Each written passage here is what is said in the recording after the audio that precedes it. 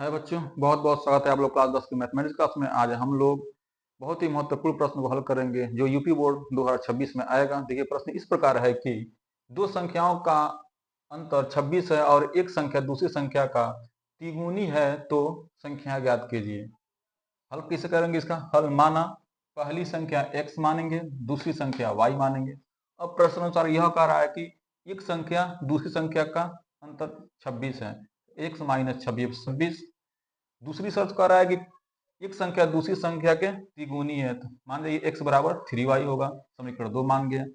अब समीकरण 1 तथा समीकरण 2 को हल करिए। देखिए, जहां पर x था वहां पर 3y रख दिए। 3y माइनस वाई बराबर 26। फिर 3 में से 1 निकाले 2y बचेगा, 2y बराबर 26 हो गया। फिर y बराबर, यहाँ पक्षांतर करेंगे 2 नीचे आ जाएगा, 2 से काटेंगे 13 बार में कट जाएगा, यानी y का वैल्यू 13 आ गया। इस y का वैल्यू समीकरण 2 में रख दीजिए। यहाँ देखिए x बराबर 3 इंटू 13, 13 39, x बराबर 39 आ गया, y बराबर 13 आ गया। एक और प्रश्न, महत्वपूर्ण प्रश्नों को हल करते हैं जो इस प्रकार दिया गया है। एक भिन्न 1/3 हो जाती है जब उसके अंश से 1 घटाया जाता है, और वह 1/4 हो जाता है जब हर में 8 जोड़ा जाता है। वह भिन्न ज्ञात करें। देखिए, हमारे पास प्रश्न यह दिया गया है। माना वह भिन्न है x/y, मान लिए हम।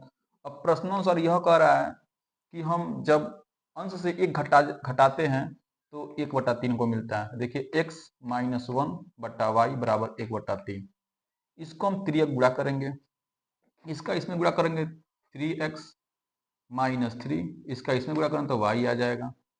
इस y को इधर पक्षांतर करके इधर लाए और इस -3 को उधर पक्षांतर करके उधर ले गए, तो 3x माइनस वाई बराबर 3 समीकरण 1 बन गया।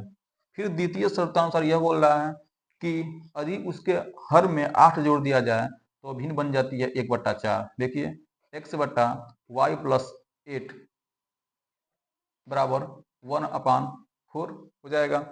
अब इसका तिर्यक गुणा करिए, इसका इसमें गुणा करेंगे 4x हो जाएगा, इसका इसमें गुणा करेंगे तो y प्लस 8 हो जाएगा। फिर हम उसको सेपरेट करेंगे, 4x माइनस वाई बराबर 8। फिर आगे देखिए, क्योंकि हम लोग इस समीकरण को विलोपन विधि से हल करेंगे। देखिए, समीकरण 1 तथा समीकरण 2 को घटाने पर, घटाइए, 3x माइनस वाई बराबर 3, 4x माइनस वाई बराबर 8। चूंकि हम घटा रहे हैं इसलिए चिन्ह सबका बदल जाएगा, ये माइनस हो जाएगा, ये प्लस हो जाएगा, ये माइनस हो जाएगा। फिर देखिए, अगर 3x माइनस 4x करेंगे तो केवल माइनस x बचेगा, बराबर 3 माइनस 8 करेंगे तो -5 बचेगा। अब माइनस से माइनस कैंसिल हो जाएगा, x बराबर बच जाएगा 5।